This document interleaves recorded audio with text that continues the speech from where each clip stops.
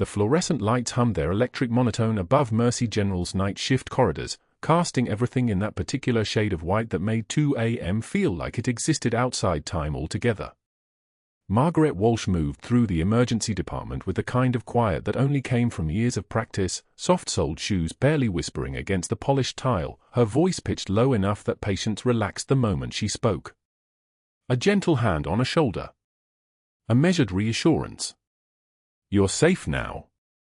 We have you." 3 years working nights at Mercy General in Portland had taught her that people didn't need volume. They needed presence.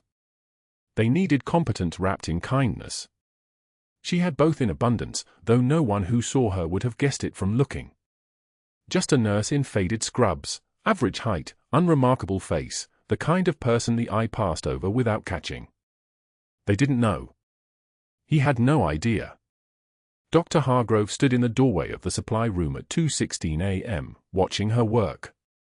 Margaret was changing a post-op dressing on a trauma patient in Bay 3, third-degree laceration, 8 stitches, risk of infection if the bandaging wasn't precise. Her hands moved with the kind of fluid efficiency that belonged in an operating room, not an emergency bay. Needle decompression.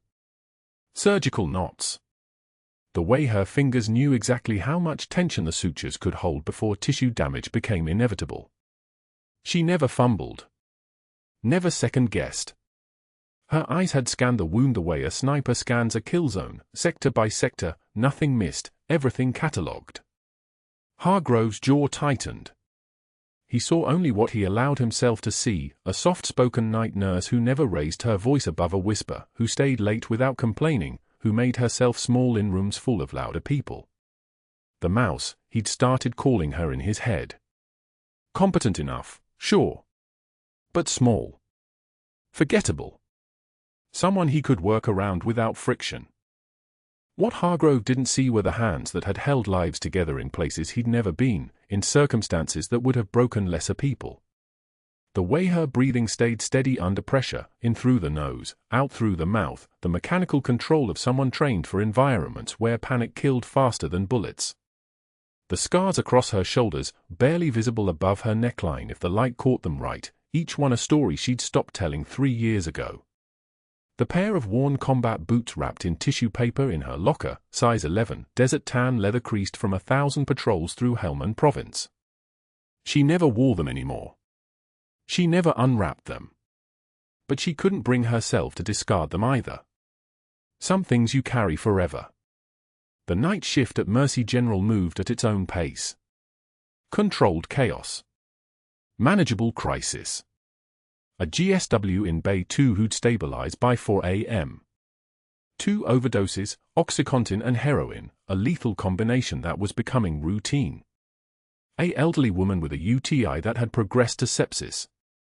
Margaret moved between stations with the precision of someone who'd done this 1,000 times before, checking vital signs, adjusting medications, charting her observations with a kind of meticulous attention that drove the day shift nurses to comment. "Walsh, you're too thorough. Nobody else is that thorough." But thorough was muscle memory. Thorough meant people lived. Thorough meant the difference between a clean recovery and complications that spiraled into cascade failure. At 3:15 a.m., she pulled the supply inventory printout from the system and felt something catch in her peripheral vision. The discrepancy was small enough that most nurses would have missed it. A shipment of saline bags from MedSupply Solutions, supposed to be 240 units per week, per the standing contract that Mercy General had maintained for 4 years. The invoice showed 240 units. The hospital's actual receipt log showed 180 units. 60 units vanished between the order and the dock. Margaret's eyes moved across the numbers again, confirming what she'd already seen. She pulled up the last 3 weeks of shipments. Same pattern. Different numbers, but the same deficit every time. The invoices inflated. The receipts accurate. The difference running approximately $8,400 per week if her math held. She traced the pattern back 4 months. That was $134,400 in discrepancies, give or take. Her stomach tightened. She'd been a senior chief petty officer in the United States Navy for 17 years before the tremors started, before Marjah took something from her that she couldn't quite name. She'd pulled 13 bleeding SEALs through a firefight in Helmand province when the Taliban had been waiting in a compound. She should have cleared better. Should have moved faster. Should have gotten there before the first volley of fire came through the southern window and caught Lieutenant Commander Holloway in the femoral artery. Holloway lived because she'd used a tourniquet and moved like training had rewired her nervous system to function without doubt. But the other 12 had made it home, and that was on her hands. Literally. Their blood under her fingernails even after 3 showers. The tremors came 6 months later, just in her left hand at first, a subtle shake when she tried to hold a coffee cup. Then both hands. Then her entire body at random intervals, as if her nervous system had been rewired for combat and couldn't quite adjust to peacetime. So she'd taken a discharge and a medical separation and a generous VA rating that she barely spent, and she'd applied to nursing school because staying home meant thinking about what she'd seen, what she'd failed to prevent, what price had been paid for her mistakes. The application asked about her background.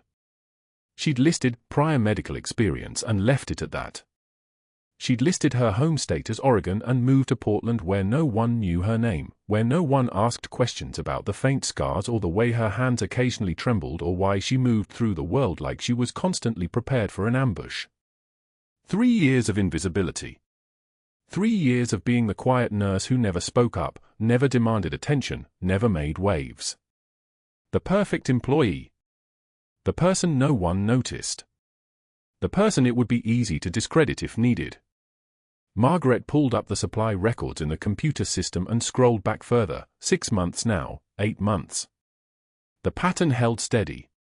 MedSupply Solutions was the sole source vendor for saline, plasma expanders, and 4 solutions, contracts renewed without competitive bidding every single year since Dr. Hargrove had taken over the ER directorship.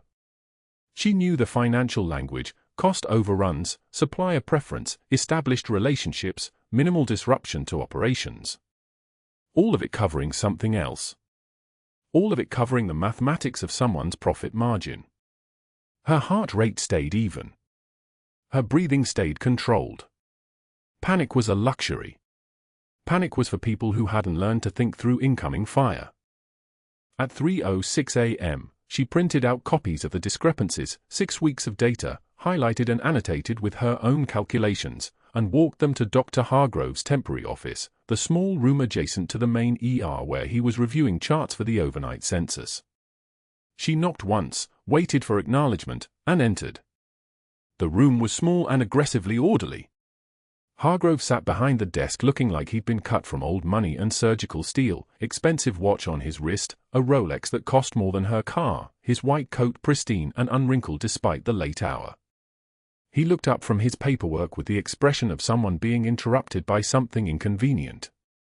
Margaret placed the printout on his desk carefully, keeping her voice low and even. "Doctor, there's a discrepancy in the MedSupply Solutions shipments. The invoices don't match the actual receipts." She pointed to the first highlighted row. 6 weeks of data. Each shipment shows between 60 and 90 units missing from order to delivery. The invoice totals don't reconcile with what we're actually receiving. She watched his face. Watched the micro-expression that flashed across it, not concern, not confusion, but something that looked like ice forming behind his eyes. "I thought you should review it. Might be a clerical error in the system, but I wanted to flag it for you before it escalates further." Hargrove's jaw tightened exactly the way it had tightened in the doorway of Bay 3, except this time the tightness didn't relax. He set down his pen with the kind of deliberate care that suggested he was calculating distances and angles. He looked at the printout for exactly 7 seconds. He looked at Margaret for another 5 seconds. His hand moved across the desk and he folded the papers in half again, and set them aside as if they were an inconvenient piece of trash. "Margaret." He said her name like it was an accusation. "Are you the supply chain auditor for this hospital?" His voice had the texture of someone watching how you reacted to a threat, determining if you were smart enough to understand it. "No, sir." "Then I suggest you focus on your lane." He turned back to his charts, the conversation concluded. These kinds of questions need to go through the proper channels. Finance. Administration. Not directly to me with your amateur analysis. Margaret's hands were steady as she turned to leave. The tremor didn't come. Her breathing stayed even. Her heart rate remained the kind of calm that only came from having learned, through terrible experience, that panic was the enemy. She'd seen worse than a doctor's dismissal. She'd held dying men whose last words were apologies. She'd watched friends get packed into flag-draped boxes. A man in an expensive watch who needed to humiliate her for asking a simple question was barely a statistical blip in the larger mathematics of her life. But that wasn't the worst part. The worst part was that Hargrove's expression as she turned to leave wasn't just anger. It was recognition. He'd looked at her like he was recalibrating something he'd previously dismissed as harmless, and whatever he'd just calculated in those 7 seconds had put her firmly into the category of threat. The recognition in Hargrove's eyes lingered through that entire shift. Margaret felt it like a pressure change, the way the air itself seemed to recalibrate around her whenever he moved through the unit. She continued her charting with the same steady rhythm, one note at a time, but something fundamental had shifted. She'd become visible to him now, and visibility, in a place where power flowed like blood through veins, was a dangerous thing. The next evening, as the night shift prepared to take over, Hargrove gathered a cluster of nurses around the station desk. His voice carried the easy confidence of a man accustomed to an audience. Margaret was 3 feet away, reviewing the incoming patient list, but every staff member in that moment understood the performance was for her benefit. "I'm taking bets," Hargrove announced, his laugh sharp as fractured glass. "The mouse won't last a week. She's too soft for emergency medicine." "Any takers?" Laughter rippled through the gathered crowd, the reflexive sound of people performing compliance. Margaret's pen continued moving across the chart. One measured breath. The noise around her became background, like the endless hum of the ventilation system. She didn't look up. She didn't acknowledge the words, the laughter, or the fact that every eye had shifted toward her for a reaction she refused to give. That was what infuriated him, she realized later. Her silence wasn't weakness. Her silence was a mirror. 2 hours into the shift, Margaret carried her dinner tray through the cafeteria. The fluorescent lights cast everything in a sickly yellow glow. She'd chosen a table near the window, where rain streaked the glass in patterns that reminded her of something, blood trails on a concrete floor in Marjah, wind-scattered and purposeless. She pushed the image away. That was another life. That was another person. Hargrove sat with 3 other physicians at a nearby table. She saw him rise, saw the deliberate movement, not accidental, never accidental. His elbow extended like a piston. The tray flew from her hands. Food exploded across the linoleum. Potato salad. Gravy. A dinner roll spinning like a compass that had lost its true north. The sound of the tray clattering against the floor echoed through the entire cafeteria. 50 staff members froze mid-conversation. The room didn't just go quiet, it held its breath, the way a body does in the moment before trauma. Hargrove stood over her, his smirk spreading like a stain. "Careful, mouse. You're making a mess." Margaret knelt. Her scrubs pressed against the wet floor. Around her, she felt the weight of witnesses, nurses she'd worked beside for 3 years, orderlies who'd never once met her eyes until this moment, residents who would report everything back to their mentors, who would report it to their chiefs. This was how institutional power worked. This was how a man like Hargrove built a narrative. Not with a single blow but with an accumulation of small humiliations, each one another brick in the wall that would eventually bury her. Her hands gathered the debris. Steady hands. Hands that had once applied tourniquets in the dark, that had held the femoral artery of a 19-year-old who was trying to bleed out in the back of a Humvee. Those same hands trembled with something that wasn't fear. It was restraint, the kind that takes more strength than any scream ever could. One tear escaped. Just one. She wiped it without breaking eye contact with him. She stood. The tray balanced in her hands like a scale that had already made its judgment. A man who needs to humiliate others is announcing his own inadequacy. The words emerged from her throat like something sharp wrapped in silk. Her voice didn't waver. It didn't crack.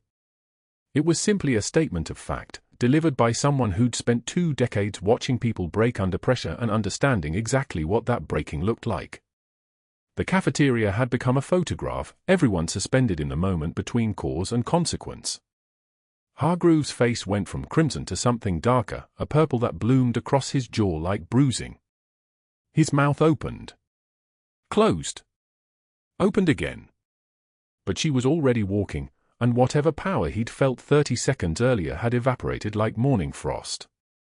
He moved to stop her progress by stepping into her path, but something in the way she continued forward, the absolute absence of hesitation or deference, made him step back instead. Later, he would convince himself that he'd chosen to let her go. That it was mercy, not fear. It wasn't mercy. The humiliation didn't end there. It escalated instead, metastasizing through the hospital like an infection. The next shift, Hargrove appeared at Margaret's workstation while she was charting the incoming day shift.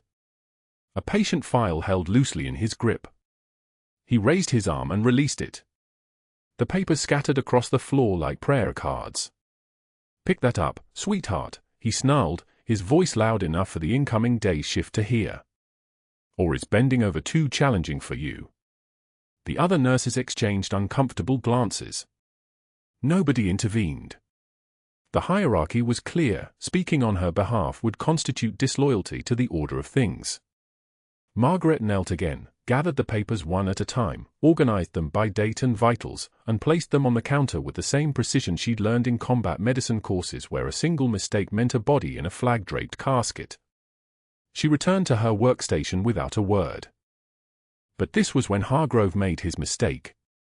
This was when he began to believe that silence meant surrender. Over the next 72 hours, his campaign shifted from public humiliation to something far more calculated.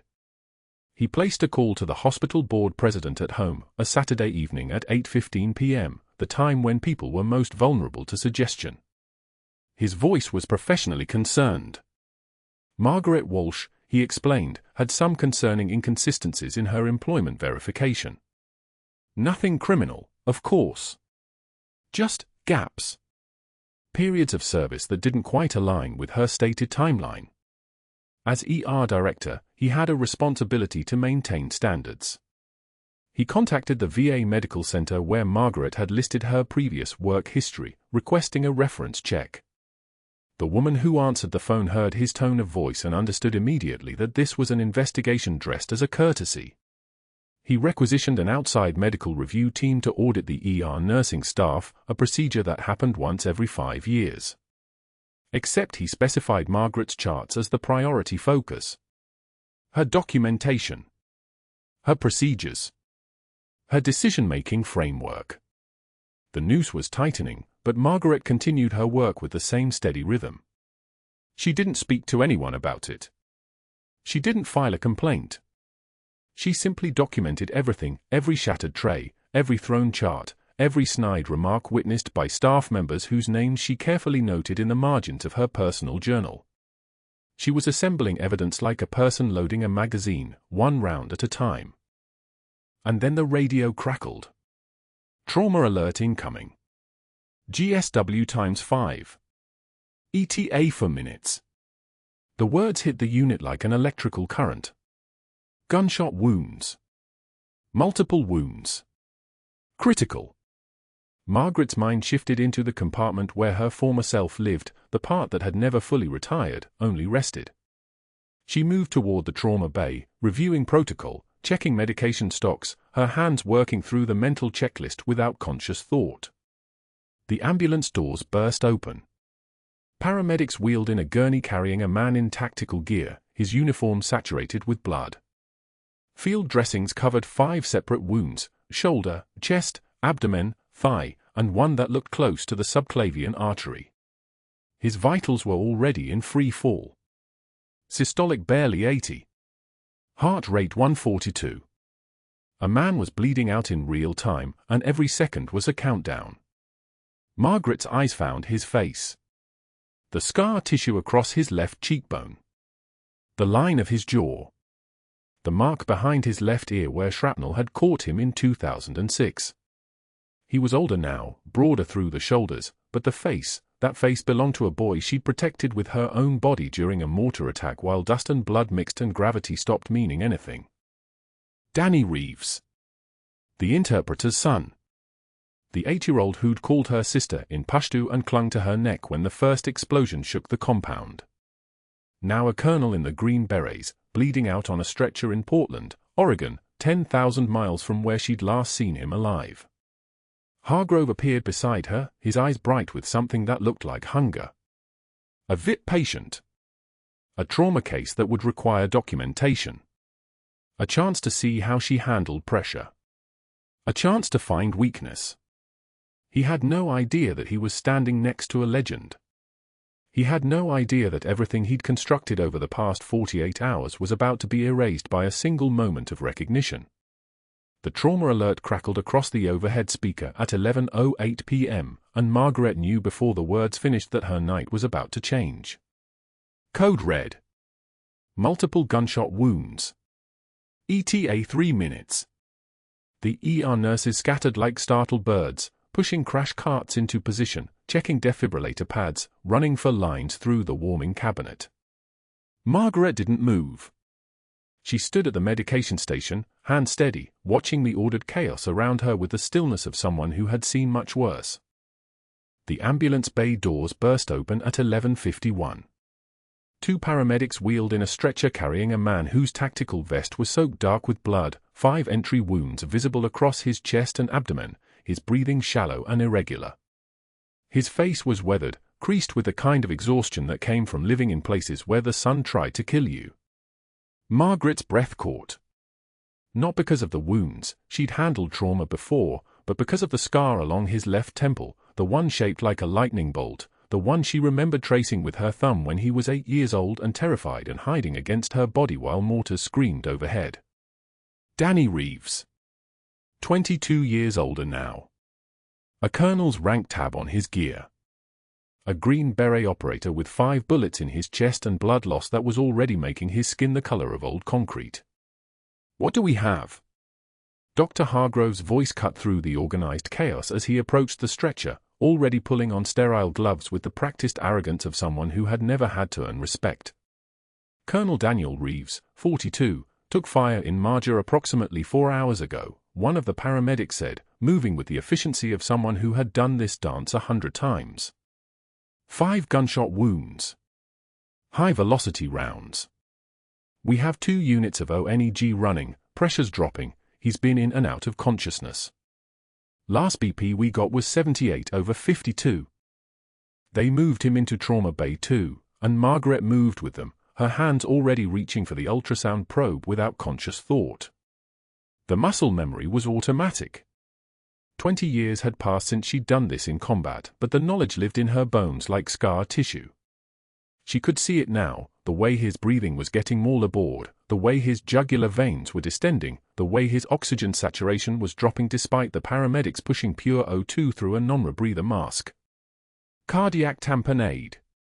Blood filling the pericardial sac around his heart, compressing it like a fist slowly closing, suffocating him from the inside. She'd seen it kill soldiers in the field. Smart soldiers. Fast soldiers. Dead soldiers. Get me a portable ultrasound, Margaret said quietly. The statement wasn't a request. It was a command delivered in a voice that had learned long ago how to make things happen in chaos. Nurse, we have protocol, Hargrove snapped, positioning himself between Margaret and the equipment. His voice carried the tone of a man reminding someone of their place in the hierarchy. We'll perform a diagnostic workup and get him to surgery. Margaret met his eyes. Her voice dropped another half-step lower. He'll be dead in 3 minutes, doctor. The fluorescent lights overhead buzzed their mechanical hum. The ventilator on the wall wheezed its rhythmic pulse. Monitors beeped their steady count of a heart that was running out of time. Hargrove's jaw clenched. He wanted to argue. Margaret could see it in the way his fingers tensed, the way his breathing changed. but he also saw what she saw on the cardiac monitor, the pressure dropping, the tachycardia climbing, the unmistakable signs of a dying man. She moved past him without waiting for permission. Not disrespectfully. Not dramatically. Simply the way apex predators move through spaces that were technically occupied by other creatures. The two nurses flanking the stretcher parted automatically, their bodies responding to something in her posture that overrode the hierarchy of titles and uniforms. The portable ultrasound machine was state-of-the-art, compact enough to fit in a closet, powerful enough to see directly into the chest cavity. Margaret wheeled it into the hallway outside Trauma Bay 2 and positioned it against the stretcher. Colonel Reeves's eyes were open, barely. Recognition flickered across his face when he looked at her, not surprise, exactly. Something deeper. Something that said his mind understood what his body already knew: she was the last weapon in his arsenal. "Stay with me, Colonel," Margaret said, and her voice was the voice of the woman who had shielded his 8-year-old body with her own during a mortar attack in Marjah 22 years ago. "I need you to breathe for me. Slow. Deep."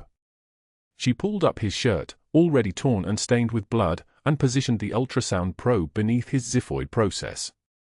The screen illuminated with the dark shadows of his anatomy, and there it was, the pericardial effusion, a dark pocket of fluid surrounding his heart like a growing shadow. The pressure was astronomical. His heart was a fist being slowly strangled. 14-gauge angiocath needle, Margaret said to the nurse beside her, a young woman named Torres who had worked nights for 3 years and had never heard Margaret raise her voice above a murmur until now. 1 inch, pointing toward his left shoulder. "And get me the drainage kit." Her hands moved with the certainty of 1,000 battlefield procedures. The needle went in at the right angle, the approach textbook perfect, the kind of perfection that only came from having done this when the world was exploding around you and there was no room for hesitation. She felt the subtle give of the needle penetrating the pericardium, the small resistance that told her she'd found the boundary between the sac and the fluid. She drew back on the syringe. Dark blood emerged. Not bright red. Dark. Old blood. Degraded blood. The blood that had been accumulating in there for hours, slowly suffocating him. 60 milliliters. The pressure on the monitor shifted. 80 milliliters. His oxygen saturation climbed, 68%, now 72. 100 milliliters. His blood pressure stabilized. His heart rate, which had been climbing toward 160, began to steady. "Vital stabilizing," Torres said, her voice carrying the kind of wonder that came from watching someone come back from the edge of death. "BP coming up.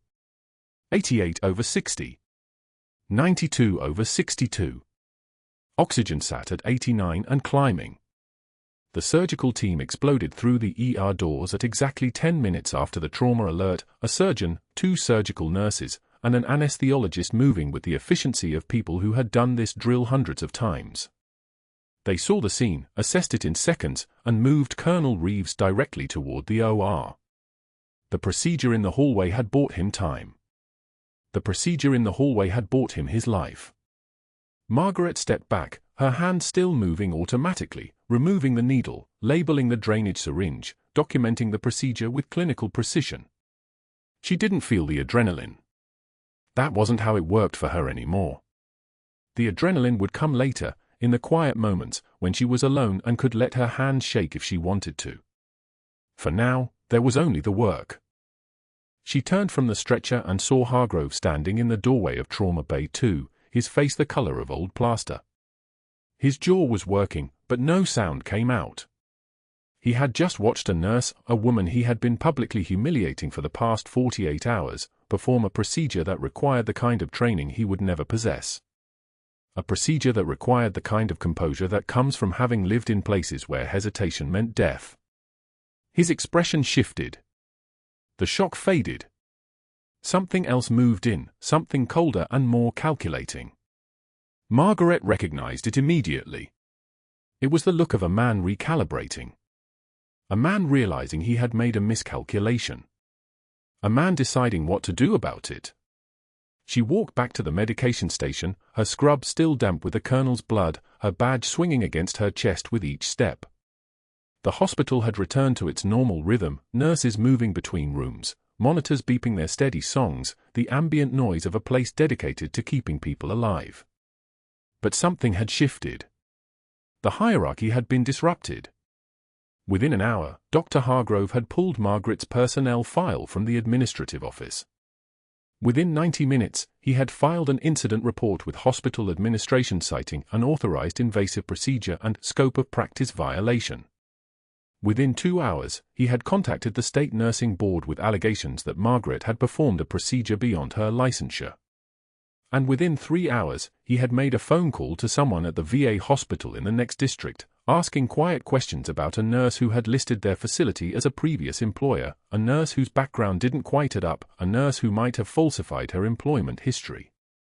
The machinery of bureaucracy had begun to turn. Margaret didn't know it yet.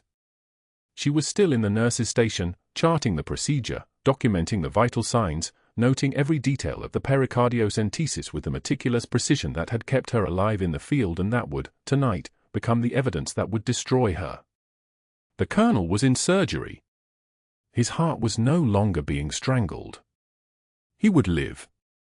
She had bought him a life at the cost of her own anonymity, and she had done it without hesitation because that was what Senior Chief Petty Officer Margaret Walsh did. She protected her people, regardless of the cost to herself, regardless of who she had become in the 20 years she had been trying not to be that person anymore. But that wasn't the worst part. The worst part was that everyone had seen it. Everyone in the ER had watched her move with the precision of a trained operator, had heard her voice change, had felt the shift in gravity when someone stopped pretending and simply became who they had always been. 5 hours post-op, Margaret stood at Colonel Reeves' bedside, her finger steady on his wrist, counting the pulse beneath his skin. 117. Strong.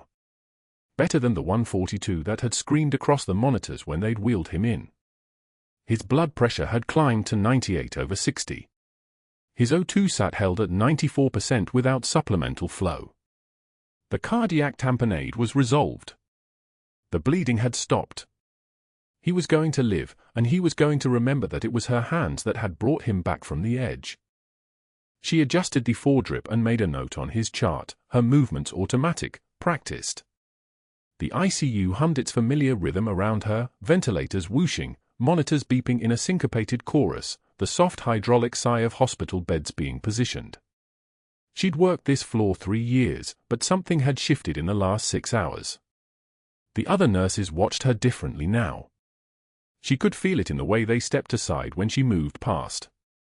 The way their conversation stopped mid-sentence when she entered a room. They'd all seen what happened in that hallway. The ICU doors burst open at 2:38 a.m. with a violence that stopped every nurse in the unit. 3 men in tactical gear, black BDUs, plate carriers, M for carbines slung across their chests. No hospital credentials. No patient information printed on their wrists. No identification. They moved through the ward with the fluid precision of operators who'd trained for exactly this, their boots striking the polished tile in perfect synchronization. 1, 2, 3, 4. The sound echoed off the ceiling like a countdown. Margaret's body knew what her mind was still processing. Threat. No authorization. Moving toward her patient. She stepped sideways, her left shoulder sliding between the lead operative and Colonel Reeves' bed with the muscle memory of 100 decisions made under fire. It wasn't a choice. It was instinct. The same instinct that had made her throw herself over an 8-year-old Afghan boy during a mortar attack 20 years ago, her body armor absorbing shrapnel that would have torn through his ribs. You need to leave. Now. Her voice came out exactly as it always did, quiet, steady, the voice of someone asking someone else to pass the salt. But the weight behind it was different. The men could hear it. They could feel it. The lead operative's hand moved toward his weapon. His eyes were cold. Professional. He wasn't here to negotiate. He was here to finish something. Step aside, he said. Not a request. A command. Margaret didn't move. Her hand found the bed rail behind her, her fingers wrapping around the stainless steel with a kind of grip that could hold a man's life in place. Muscle memory took over. Pain is information. Pressure is resistance. People don't move unless you give them a reason worth moving for. His hand came up. His finger found the trigger. And then the world became very loud and very red. 2 bullets struck her chest, one above her left breast, one below her collarbone.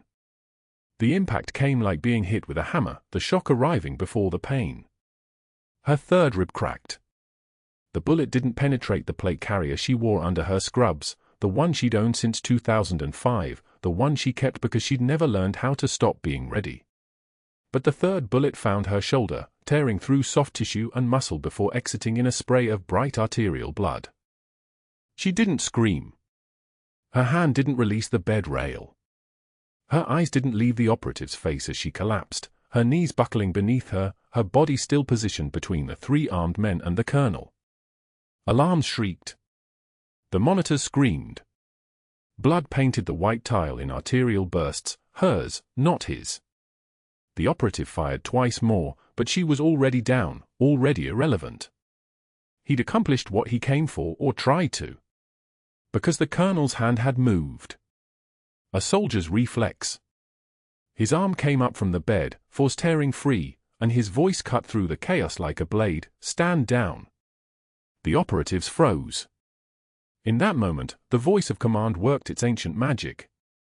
30 years of military hierarchy crystallized in 2 words. The lead operative's weapon lowered. They were already moving for the exit, already gone, already dissolving into the hospital corridors before anyone understood what had happened. Margaret's vision tunneled. She could taste copper. Could feel the cold tile against her cheek. Her hand was still on the bed rail. She was still between the threat and her patient. Even as her body failed, the position held. Emergency surgery took for hours. 2 units of fresh frozen plasma. Reconstruction of the deltoid muscle. Repair of the subclavian artery.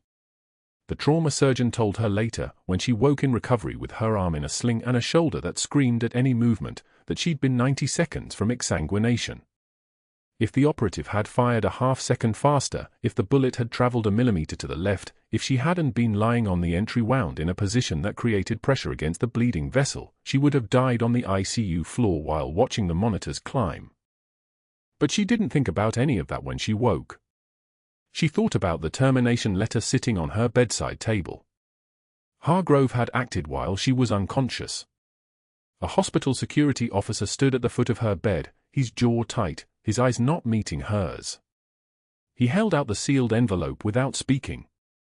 Inside was a letter on hospital letterhead, written in language so precise it could have been a legal document, unauthorized medical procedure.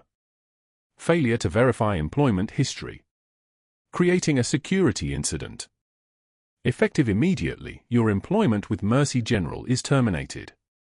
Your final paycheck will be mailed to your address of record. Your security badge has been deactivated. They'd taken everything. Her badge. Her credentials. Her locker.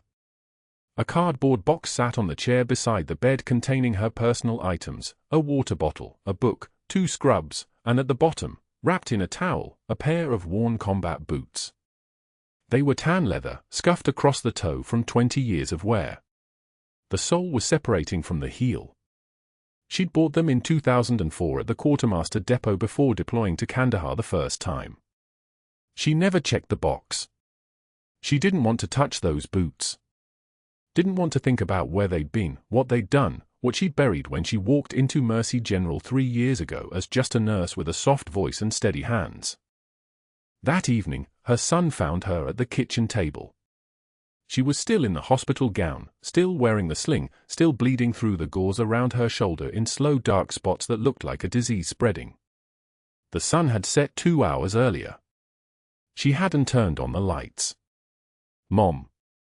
His voice cracked the way it did sometimes, caught between adolescence and something older. "Why are you home? What happened?" She looked at him, really looked at him, and realized that he'd never seen her cry. Not once in 16 years. Not when his father left. Not when her sister stopped calling. Not when the nightmares came and she'd sit in the garage for 3 hours at 3 a.m. just to feel stable enough to come back inside. And she had no way to explain any of it. No words that would make sense of the fact that she'd been shot protecting a patient whose face she recognized from the worst moment of her life. No vocabulary for what it meant to be fired while bleeding, to have her identity erased while lying in a hospital bed, to wake up and discover that the one thing she'd done right, stepping in front of that bullet, was the thing that had destroyed her. So she sat in the dark and said nothing, and her son sat beside her confused and frightened, and the gauze slowly soaked through, and somewhere in the hospital the colonel was breathing on his own, alive because of what her hands had done, and she was dying because of it. That was the worst part. Not the bullets. Not the pain. Not even the humiliation of the termination letter delivered by a man who couldn't meet her eyes. The worst part was knowing that being who she actually was, a warrior, a healer, a guardian, had been the only dangerous thing about her all along. Her son found her at the kitchen table that evening, the late autumn light already gone from the windows. She sat motionless, her arm wrapped in a medical-grade sling, gauze visible above the collar of an oversized shirt that wasn't hers, borrowed from the hospital, because her own clothes were in a biohazard bag. Her coffee had gone cold an hour ago. She didn't look up when he entered. "Mom." His voice was 16 years old and breaking. "Mom, why are you home?" She opened her mouth. Closed it. The words wouldn't come. How do you tell your child that you'd been fired from a job you loved because you saved a life? How do you explain that doing the right thing had consequences the right thing never warned you about? She just shook her head, and a single tear tracked down her cheek before she wiped it away. He sat across from her and didn't ask again. He just sat there, watching his mother come undone like a sweater with a pulled thread, and something in his expression shifted from confusion to understanding. He'd seen this before, not in her, but in old photographs. His grandfather in uniform. His mother's eyes in certain light, the kind that suggested she'd survived things most people never had to imagine. The next morning, her son was up before dawn. She heard him in the garage, moving boxes. When she found him, he was holding a showbox, worn leather visible inside. Her boots. The boots from Marjah, the one she'd buried in the back of the storage closet behind Christmas decorations and a broken exercise bike, the one she'd never intended to wear again because wearing them would mean remembering, and remembering was expensive. "Where are you going?" she asked. "The hospital board meeting." 10 o'clock. He held the showbox like it was made of spun glass. I looked it up. The publicly listed agenda. Dr. Hargrove is presenting on staff quality control. Absolutely not. You're not just a nurse, Mom. And they need to know that. She wanted to stop him. She opened her mouth. The same mouth that had stayed silent through 3 years of anonymity, through healing in the dark, through choosing invisibility over identity. But she saw something in his face, not anger, but clarity. The kind of clarity that comes from 16-year-old certainty about what's right. So she let him go. The board conference room at Mercy General was all mahogany and leather, the kind of space that smelled like old money and institutional power. Dr. Hargrove was mid-presentation, projecting staff metrics onto a screen, talking about quality control and standards compliance. Board members nodded. The hospital's legal counsel took notes. Nobody expected the doors to open. Her son walked in carrying a showbox. The room's momentum stuttered. Hargrove's jaw tightened. "This is a closed session," he said, but her son was already moving toward the long table where the board sat today. "I need to interrupt," he said. His voice was steady, but she could hear it from the observation window where she'd positioned herself. She could hear the tremor underneath. 16 years old, holding his mother's entire hidden life in cardboard and worn leather. He set the showbox on the table. Opened it. The room's fluorescent lights caught the medals first, bronze and ribbon, the colors muted by time. The board president leaned forward. Hargrove's face had gone the color of old hospital walls. My mother is Senior Chief Petty Officer Margaret Walsh, United States Navy. His voice cracked on the title, but he didn't stop. She was shot 5 days ago protecting a patient. Your Dr. Hargrove fired her while she was in surgery recovery. But before that, she saved Colonel Danny Reeves's life when your surgeons were 10 minutes out. She knew what to do because she saved people in actual combat zones. Not just, he gestured to the medals, not just ceremonial. Real. Actual lives. Hundreds of them. The silence was the kind that exists only in moments when the world reorganizes itself. The head nurse, Elena Torres, who'd been sitting in the back row, rose slowly to her feet. She took the service file that had appeared in the box. Her hands trembled as she opened it. Bronze Star. Her voice was barely audible. She swallowed. Read the citation. Her voice grew stronger. Bronze Star with Valor. Purple Heart. Purple Heart. Navy Cross. She paused before the last one, as if the weight of it required preparation. Presidential Unit Citation. The room hadn't moved. Hadn't breathed. A man in a dark suit, Colonel Danny Reeves's SEAL team leader, stood from the back corner where he'd been waiting. He'd arrived at dawn with the Pentagon investigators. His uniform was dress blues, pressed so sharply it could cut. 2 bronze stars with Valor. He was naming them officially now, the cadence of military authority making each word land like a gavel. Purple Heart. Navy Cross. Presidential Unit Citation. That's not a nurse. That's a warrior. That's a senior enlisted advisor who spent 18 years keeping my teammates alive. Who folded herself into the shape of invisibility because PTSD had carved her too deep and she needed the dark to heal. And your hospital repaid that sacrifice by terminating her on a forged personnel file. An FBI special agent stood then, opening a laptop, rotating the screen toward the board. Financial records bloomed across the display. Hargrove's face had gone from white to gray. Dr. Hargrove has been operating a kickback scheme with MedSupply Solutions since 2019, the agent said, and the words came out like individual counts on an indictment. Inflated orders. Falsified invoices. Approximately $340,000 in fraudulent billing. Senior Chief Walsh's meticulous charting was documenting the discrepancies. It made her a threat to an operation that was generating significant illegal income. The screen shifted to surveillance footage. Hargrove in a parking garage. Hargrove meeting with representatives from MedSupply. Hargrove accepting an envelope. Hargrove signing authorization forms with the casual confidence of someone who believed himself untouchable. We've been building this case for 9 months, the agent continued. Your termination of Senior Chief Walsh actually accelerated our timeline. You tried to destroy a Navy SEAL team's combat medic to cover healthcare fraud. That's federal obstruction compounded by retaliation against a whistleblower who was documenting your crimes. Hargrove stood. His chair scraped backward. This is, you can't, but the words collapsed like a structure with its foundation removed. 2 federal agents moved to either side of him. Not roughly. Just definitively. The handcuffs clicked around his wrists with a kind of finality that leaves no room for negotiation.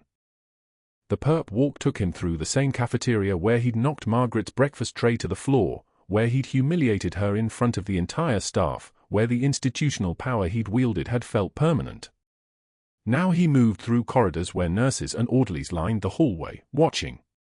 Local news crews filmed from the parking lot outside, their cameras capturing him being loaded into a federal vehicle with the kind of care that made it clear there was no coming back from this. Healthcare fraud. Wire fraud. Falsification of medical records. Obstruction of a federal investigation. The charges scrolled across the news ticker like a summary of everything he'd built in reverse. Margaret stood at the window of the board conference room, watching her hospital's ER director become a federal defendant.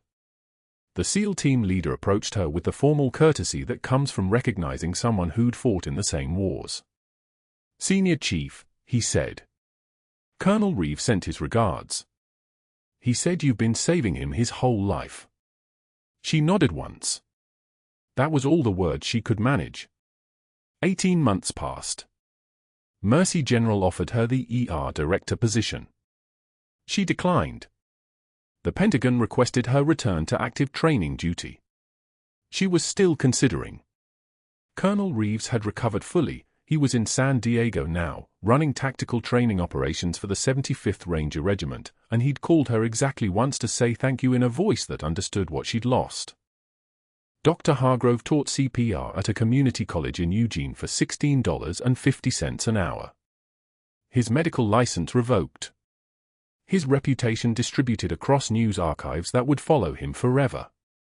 He lived in a studio apartment and wore khakis to work at a school that didn't know his name. This was what accountability looked like when it actually mattered. Margaret stood in the Mercy General parking lot at dawn, her son beside her, holding the worn combat boots from Marjah. The leather had weathered, dark in places, creased in others, the insoles mold to the shape of her feet from 1,000 patrol routes in Afghanistan. Those boots had carried her through a kill zone. Through 17 years of healing that nobody saw. Through 3 years of hiding her rank, her history, her hands that had held lives together. Through being invisible. Through being fired. And finally, impossibly, back into the light. Are you going to wear them again, Mom? Her son asked. She looked at the boots. Really looked at them. Maybe, she said. When I'm ready. When I know who I am without them. But you're a hero. She turned to him, and something in her chest settled. The smallest smile touched her mouth. Heroes are what we call people who didn't have a choice. I chose invisibility. I chose silence. I chose to be just a nurse, and that choice kept me alive when I wasn't sure I wanted to be. True class is what you do when the lights go out. I needed the dark for a while. But morning always comes. They walked toward the car together, the boots tucked under her arm, the dawn breaking over Portland in shades of amber and gold, and for the first time in 18 years, Margaret Walsh wasn't running from who she'd been. She was walking toward it. Subscribe for more stories of quiet warriors who change everything. Like this video if you believe the strongest people are often the ones nobody's watching. And comment, have you ever misjudged someone only to discover they were carrying a strength you never imagined?